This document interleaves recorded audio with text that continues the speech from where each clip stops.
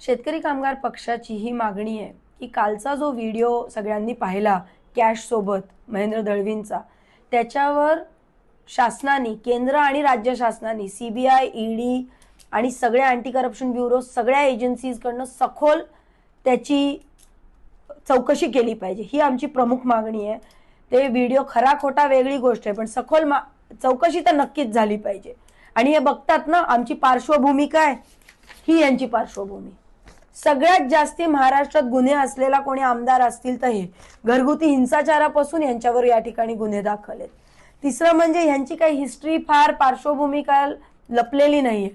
यांची बायको मागच्या वेळेस तुम्ही व्हिडिओ पाहिला, व्हायरल पण केला महाराष्ट्राने, नुसतं 50 खोके म्हटली तर ह्यांचीच कॅश बॉम्बवाल्यांची बायको धावत आली माझ्या अंगावर. एका ठाकूर बांधवाच्या शिक्षण अधिकाऱ्यांना मारहाण सुद्धा या मंडळींनी केलेली आहे, ह्याचे सुद्धा व्हिडिओचे पुरावे. आज तुम्हाला अजून एक खळबळजनक पुरावा मी दाखवते. हे बघा, भरतशेठ गोगावले, कॅश बॉम्ब नंबर 2. हे चीटर आमदार आहेत, हे जनतेची कशी फसवणूक करतात हे टोटल कंटिन्यू सुनील तटकरे साहेब, अनिकेत तटकरे साहेब आपल्याला सांगतातच आहेत. काहीतरी बघतं दिसतं म्हणूनच तर ते आपल्याला सांगतात ना.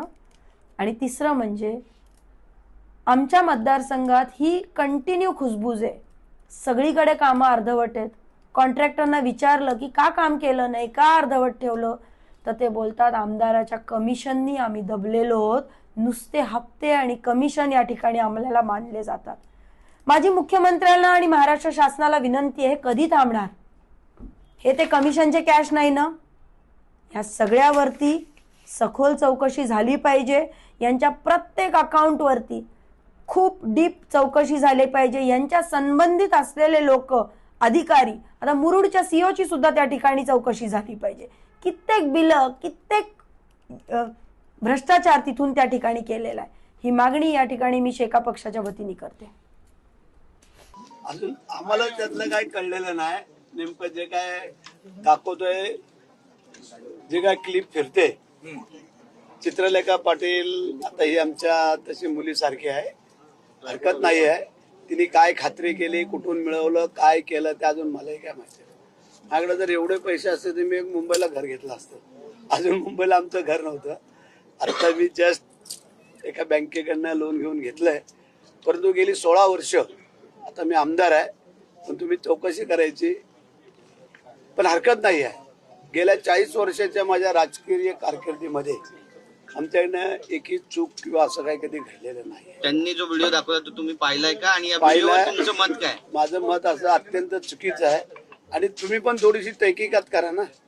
कोणी काय दाखवलं, उचललं का लावलं लगेच, काय सगळ्या मीडिया पसरून टाकला.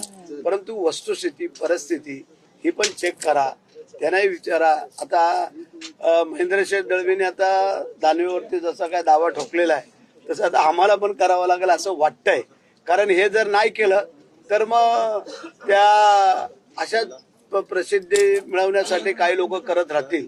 आणि म्हणून करता मला वाटतंय की एक दोघांना चेकमेंट दिल्याशिवाय या त्यांच्यावरती केस टाकून मला वाटतं त्याशिवाय दुसरा काही पर्याय नाही असं आम्हाला वाटतं.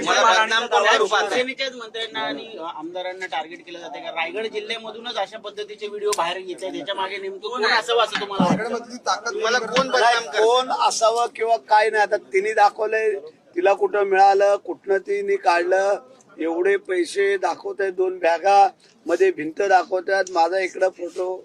वा रे वा. जरा तुम्ही पण ते व्यवस्थित चेक करा, व्यवस्थित की वस्तुस्थिती परिस्थिती काय आहे. चौकशीची मागणी करतात ते सीबीआय, ईडी, अँटी करप्शन, जिकडनं ही चौकशीची कधी पण त्यांनी करावी. कुठल्याही चौकशीला कुठल्याही चौकशीला आम्ही सामोरं जायला तयार आहोत. पण काय आठवत तुम्हाला कुठला व्हिडिओ एका मर्ज केलाय तुम्ही म्हणताय की कुठला व्हिडिओ? अरे आता एवढा पैसा जर माझ्याकडे असता तर मी मगाशीच सांगितलं असतं. आम्ही नावाने शेठ आहोत, पैशाने शेठ नाही आहे. आम्ही गरिबांचे शेठ आहोत, लक्ष आलं का? त्यामुळे तो भाग वेगळा आहे. त्यांचा धंदा, बिझनेस, ते मोठी लोक आहेत. त्यांच्या बीएनपी सगळं आहे, रायगड बँक आहे त्यांच्याकडं, बंदर आहे, सगळं आहे त्यांच्याकडे ते असू शकतं. आमच्याकडे तसं काही नाही आहे. पण ठीक आहे, तुम्ही माझ्या 40 वर्षाच्या, मी पंचायत समितीचा अपक्ष सदस्य, 2 वेळा जिल्हा परिषद सदस्य, 2 वेळा माझी पत्नी सदस्य, 4 वेळेला सतत आमदार, आता मंत्री आहे, त्यामध्ये एखादा तरी ओरखड आमच्यावरती दाखवावा त्यांनी की बा कुठं आम्ही काही गलत बात केलेली आहे का.